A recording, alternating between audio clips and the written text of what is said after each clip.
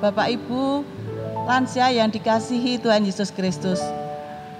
Puji Tuhan, pada sore hari ini kita telah diberi kesempatan untuk mengadakan ibadah Komisi Lansia walaupun secara online. Itu semua karena anugerah Tuhan. Mari kita awali persekutuan sore hari ini dengan memuji nama Tuhan. Bapa, Engkau sungguh baik.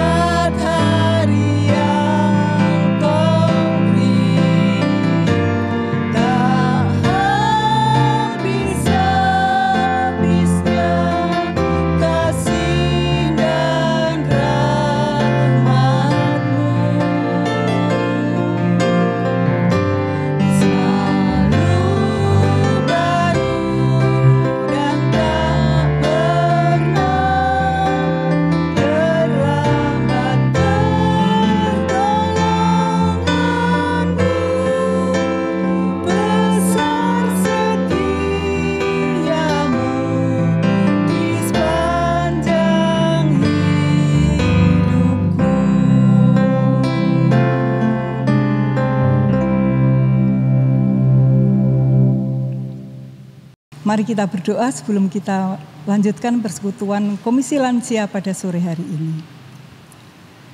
Bapa yang baik, kami sungguh mengucap syukur kehadirat-Mu Tuhan, penyertaan pemeliharaan-Mu hari demi hari luar biasa dalam kehidupan kami, umat lansia yang sore hari ini boleh mengikuti persekutuan. Kasih-Mu luar biasa, anugerah-Mu luar biasa melimpah atas kami Tuhan. Tanpa kami sadari, 7 bulan sudah kami melewati COVID-19 ini, dan Tuhan masih memberi kami kekuatan dan kesehatan. Sehingga pada sore hari ini Tuhan, kami boleh kembali mengadakan persekutuan lansia. Biarlah Tuhan setiap saudara-saudara kami yang mengikuti persekutuan sore hari ini, diberi Tuhan hati yang bersukacita, hati yang senantiasa mengucap syukur kepada Tuhan. Terima kasih ya Bapa, kami serahkan Tuhan persekutuan lansia pada sore hari ini dari awal, pertengahan hingga akhirnya dalam pimpinan penyertaan Tuhan. Engkau sendiri yang menolong kami. Di dalam nama Tuhan kami Yesus Kristus. Amin. Saatnya kita akan mendengarkan firman Tuhan yang disampaikan oleh Saudari Maria Dwi Rahayu Ningtyas dengan tema menghargai anugerah Allah. Untuk menghantarkan firman Tuhan, mari kita naikkan suatu pujian, berkat kemurahan-Mu.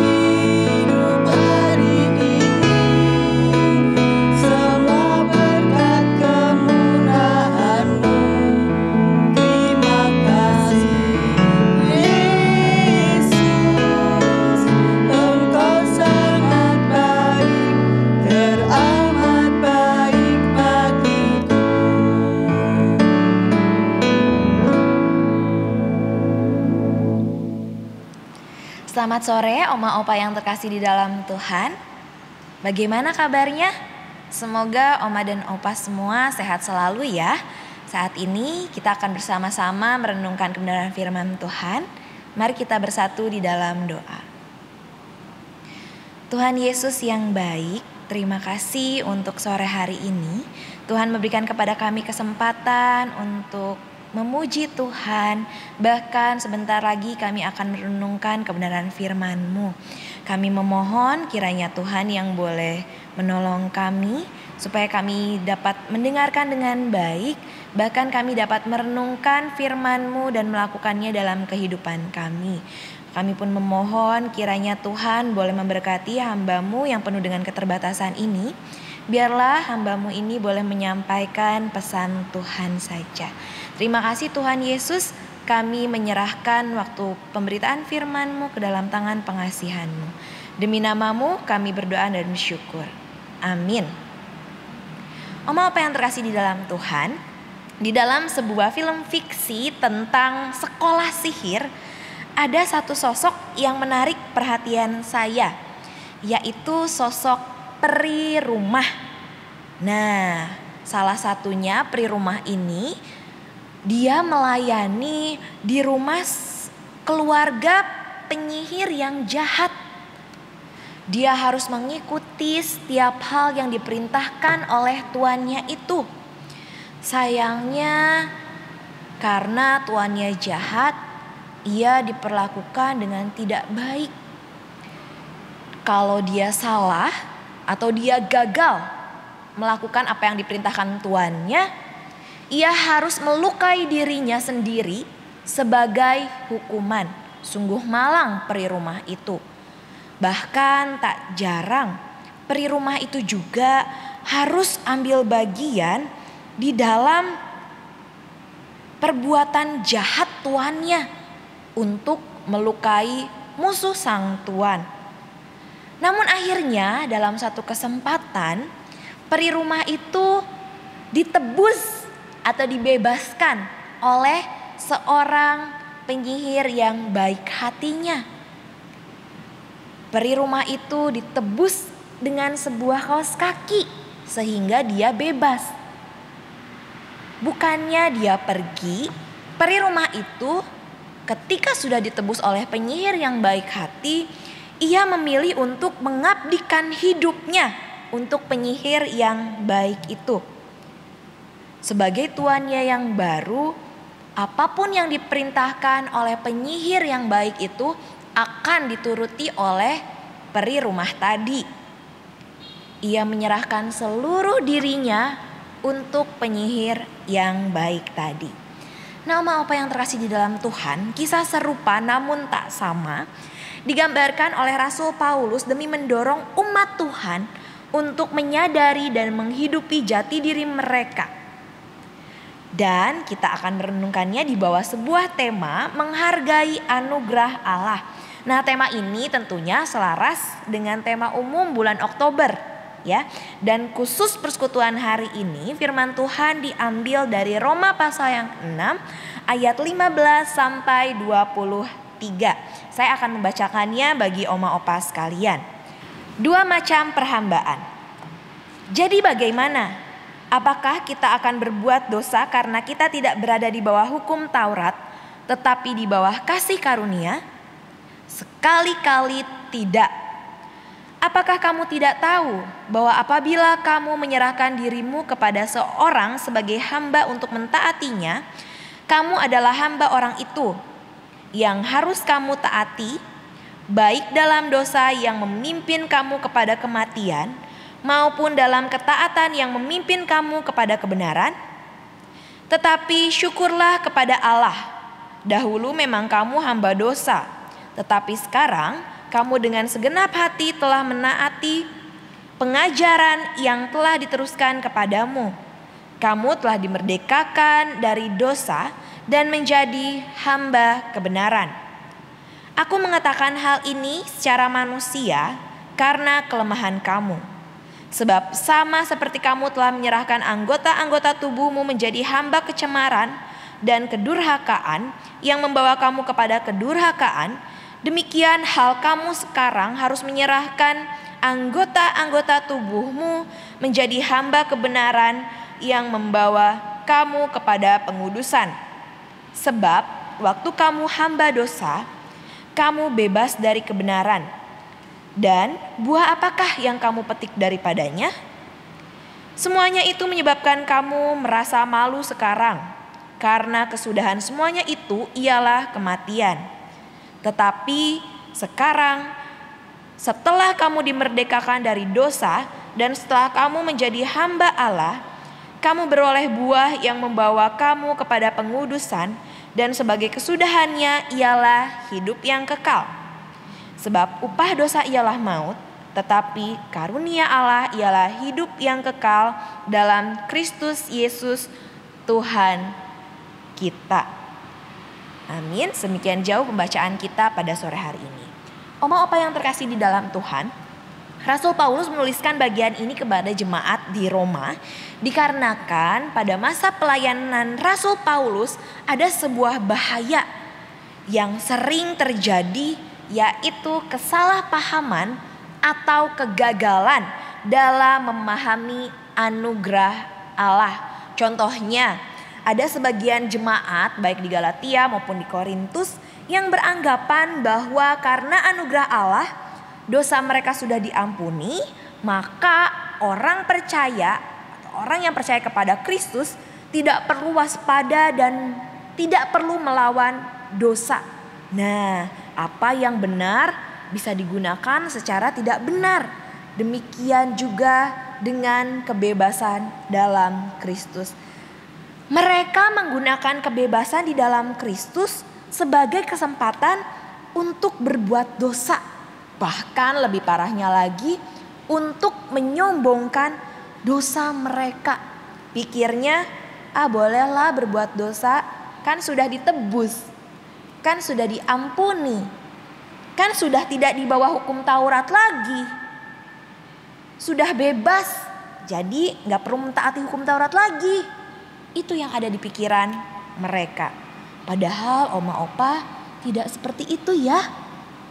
Coba kita ingat hari Minggu kemarin ya, di dalam ibadah Minggu Pendeta Erik menyampaikan bagaimana orang percaya harus menghargai hukum Allah.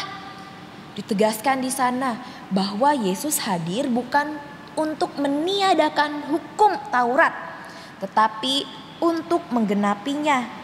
Dan kita diajak untuk menghargai setiap hukum Allah, karena setiap hukum Allah termasuk Taurat dipakai oleh Allah untuk menolong kita agar kita tidak terus jatuh di dalam dosa, menjaga kita untuk terus berbuat benar ya, dan terus memperbaharui diri.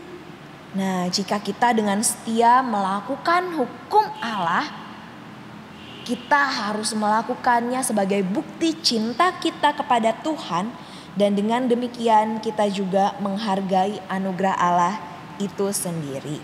Nah, Oma Opa, di dalam hari ini Rasul Paulus memberikan gambaran kepada jemaat di Roma tentang dua macam perhambaan. Ada hamba dosa dan ada hamba kebenaran. Dengan harapan melalui penggambaran ini, setiap jemaat Tuhan bisa ditolong untuk memahami maksud Tuhan di dalam kehidupan mereka. Mengapa Rasul Paulus menggunakan penggambaran hamba atau budak? Karena pada saat itu kehidupan mereka begitu dekat dengan kehidupan para budak ya. Di sana ada budak yang harus melayani tuannya, menuruti segala perintah tuannya tanpa pernah berpikir tentang hak mereka. Nah, setelah itu Rasul Paulus mengingatkan mereka nih, waktu mereka masih menjadi hamba dosa, hidupnya penuh cemar, penuh kedurhakaan, tidak ada kebenaran. Konsekuensinya mereka mendapatkan malu, dan kalau mereka tetap tinggal di sana menjadi hamba dosa, mereka akan mendapatkan upah, yaitu kematian. Nah, tidak ada keuntungan sama sekali ketika mereka menjadi hamba dosa. Menjadi hamba dosa relasinya rusak dengan Tuhan maupun dengan sesama. Namun Rasul Paulus menegaskan, kini setiap orang yang sudah percaya kepada Kristus seharusnya sudah bukan lagi hamba dosa, melainkan hamba kebenaran. Nih, Paulus nih tidak memberi pilihan apakah akan menjadi hamba dosa ataupun hamba kebenaran, melainkan Rasul Paulus memberikan penegasan bahwa orang yang sudah dimerdekakan di dalam Kristus, yang sudah diampuni dosanya, hanya ada satu pilihan, yaitu menghambakan diri pada Kristus sebagai hamba kebenaran. Dan ini sudah terus ditegaskan oleh Rasul Paulus bahkan di perikop sebelumnya, Oma Opa. Coba kita lihat ya, di dalam ayat yang pertama, kedua, 6, 11 dan 12. Di sana ditegaskan bahwa pembebasan di dalam Kristus bukan alasan untuk kita boleh melakukan dosa. Di dalam ayat yang ke-6 dikatakan, karena kita tahu bahwa manusia lama kita telah turut disalibkan supaya tubuh dosa kita hilang kuasanya, agar jangan kita menghambakan diri lagi kepada dosa.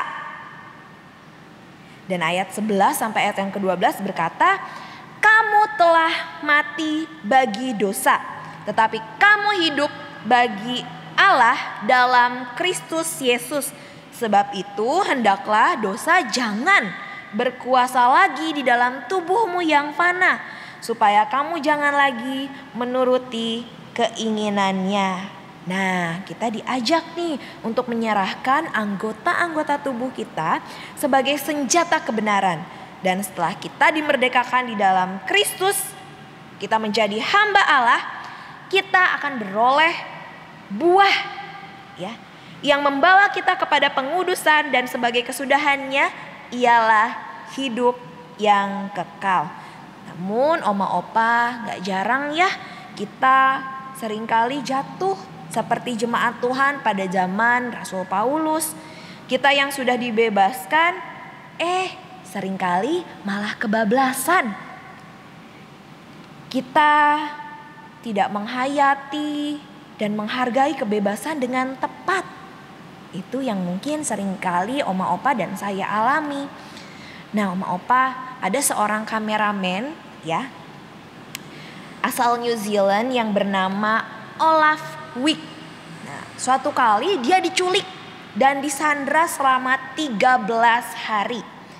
Nah, setelah akhirnya ia berhasil dibebaskan, ia diwawancarai. Lalu dengan senyum yang lebar ia berkata, "Saya merasa lebih hidup sekarang dibandingkan dengan hidup saya sebelum saya merasakan yang namanya diculik dan disandra." Ya, oma opa yang terkasih di dalam Tuhan, seringkali pengalaman dibebaskan terasa lebih berarti daripada kemerdekaan yang selama ini telah dinikmati. Kita sering lupa betapa kita sangat diberkati dengan kemerdekaan, ya. Bahkan tak jarang di tengah kebebasan kita bukannya bersyukur, tapi kita malah cenderung fokus kepada hal yang gak boleh kita lakukan dan kita merasa susah hati karenanya. Nah, tapi di dalam perenungan kita sore hari ini, kita diajak untuk terus menghargai anugerah Allah yang telah membebaskan kita dari belenggu dosa itu. Dan kita diajak untuk terus memiliki spirit atau semangat seperti orang yang baru pertama kali mengalami pembebasan setelah ditawan sekian lama. Lalu pertanyaannya, bagaimana caranya? Nah, caranya adalah kita harus menghidupi status kita, ya. Status kita apa ya? Coba kita lihat di dalam ayat yang ke-18. Ya, dikatakan di sana, kamu telah dimerdekakan dari dosa dan menjadi hamba kebenaran. Itulah status kita atau jati diri kita. Kita adalah hamba kebenaran. Nah, oma opa, setiap orang dituntut untuk hidup sesuai dengan statusnya atau sesuai dengan jati dirinya. Misalnya seorang atlet renang, ya, dia harus terus berlatih berenang karena dia statusnya apa? Perenang, ya.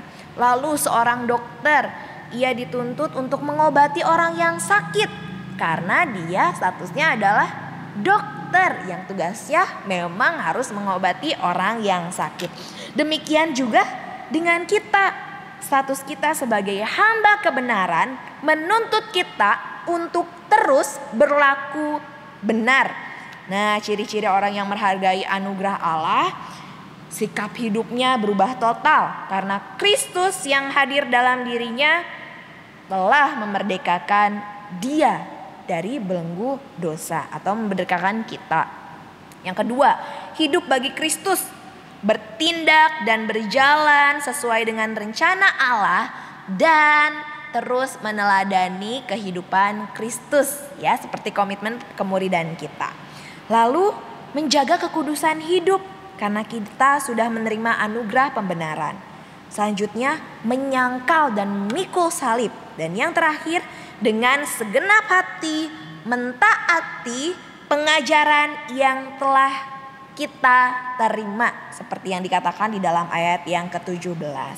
Nah, oma opa yang terkasih di dalam Tuhan, mungkin kita mengatakan dalam hati kita bahwa, oh iya benar, aku sungguh-sungguh hamba Kristus. Namun ada yang lebih penting dari sekedar pernyataan itu.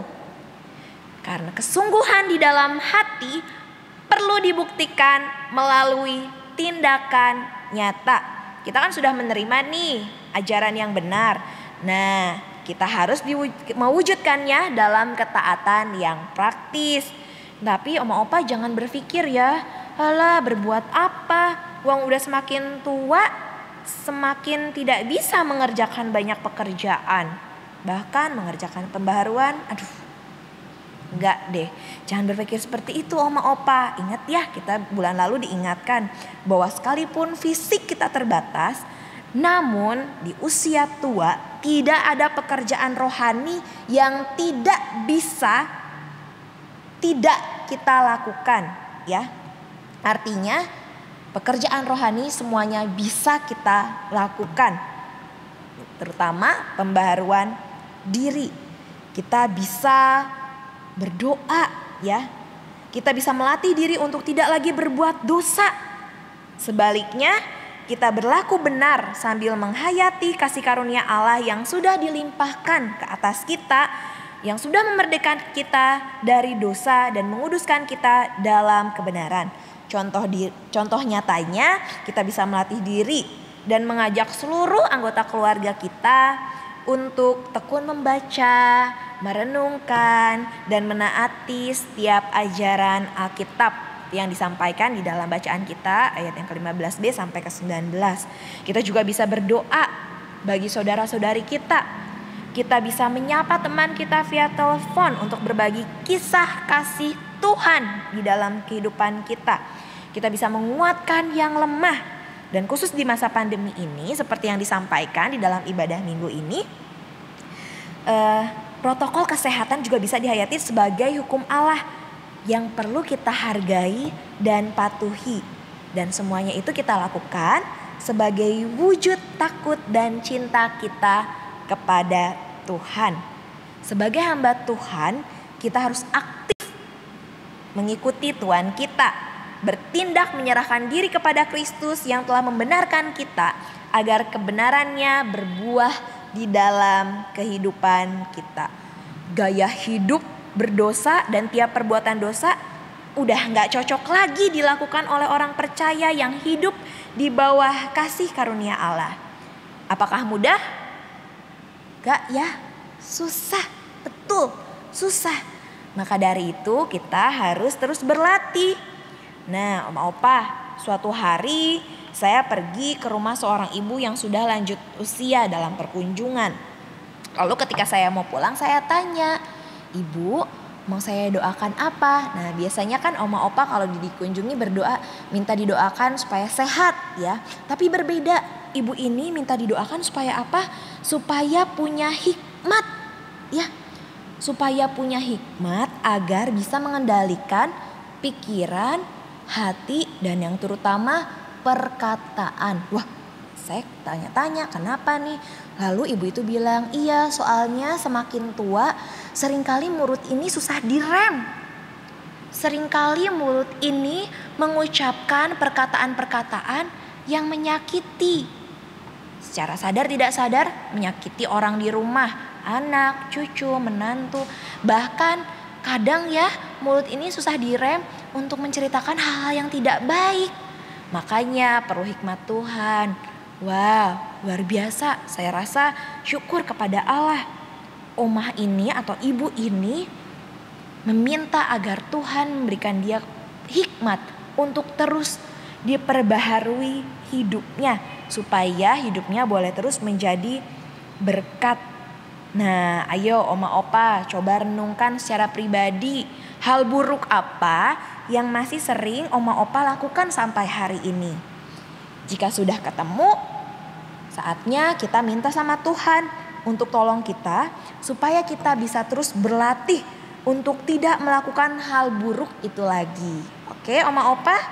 Nah, Oma Opa sama seperti menghargai hukum Allah, menghargai anugerah Allah artinya kita pun mau tunduk mentaati apa yang sudah kita terima. Perintah Allah ya, sebagai sarana pembaharuan hidup kita, sebagai sarana penyucian ibadah kita kepadanya, dan sebagai sarana penyataan cinta kita kepada Tuhan. Jika kita cinta Tuhan, maka sekalipun ada kesempatan untuk kita mengulangi kesalahan kita atau untuk kita berbuat dosa lagi, kita tidak akan memilih untuk melakukannya. Kebebasan bukan berarti kekacauan.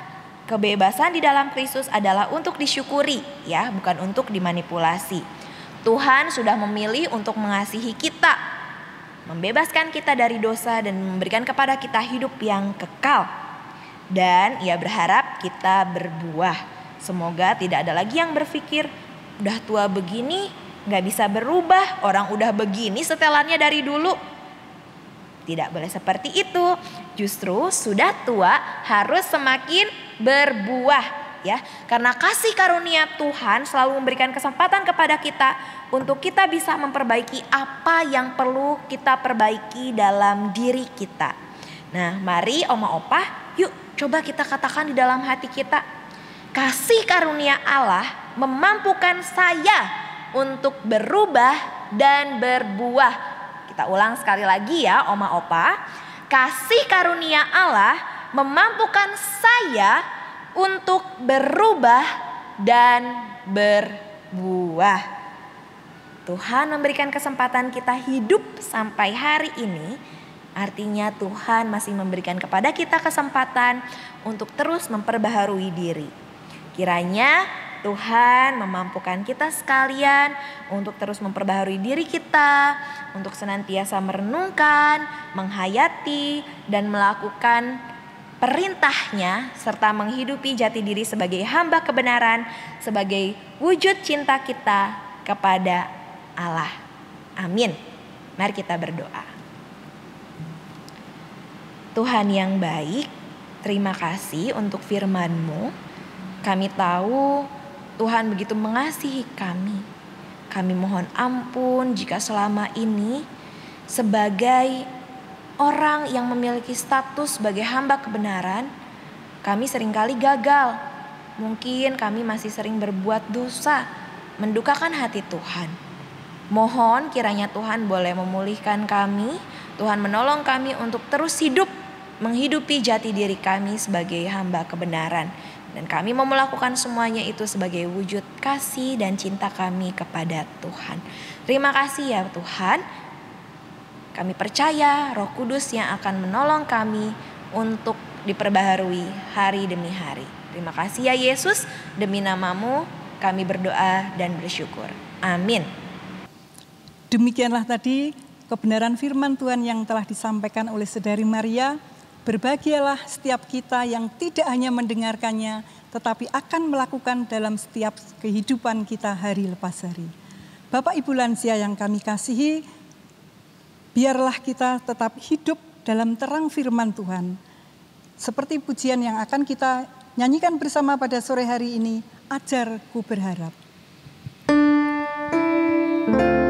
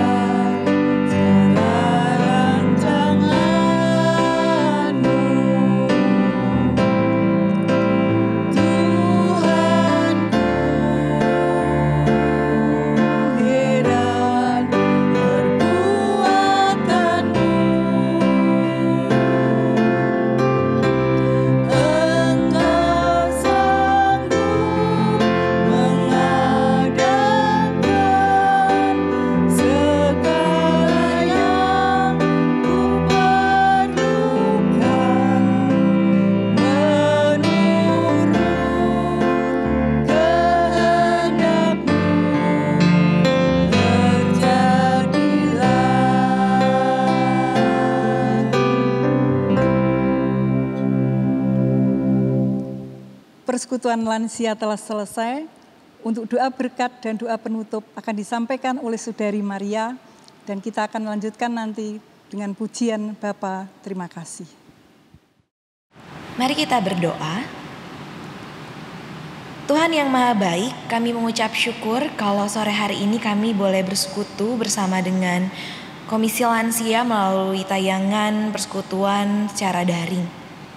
Kami bersyukur untuk kebenaran firman yang boleh Tuhan sampaikan kepada kami, yang mengajarkan kami untuk senantiasa menghargai anugerah Tuhan.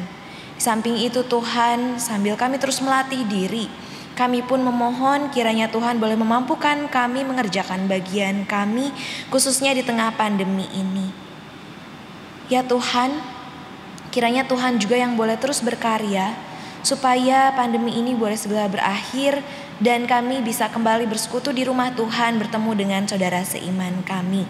Dan kami pun memohon kiranya Tuhan boleh senantiasa menjaga kami hari lepas hari, supaya kami boleh senantiasa diperlengkapi dengan kesehatan, kekuatan, sukacita dan damai sejahtera daripada Tuhan. Dan kalau sebentar lagi kami akan mengakhiri persekutuan kami sore hari ini, biarlah Tuhan yang boleh senantiasa memberkati kami, Tuhan boleh senantiasa melindungi kami, Tuhan yang senantiasa menuntun setiap langkah kaki kami dan membuat kami untuk menjadi pelaku-pelaku firman-Mu. Ini doa kami ya Yesus, demi nama-Mu kami berdoa dan mengucap syukur. Amin. Bapa,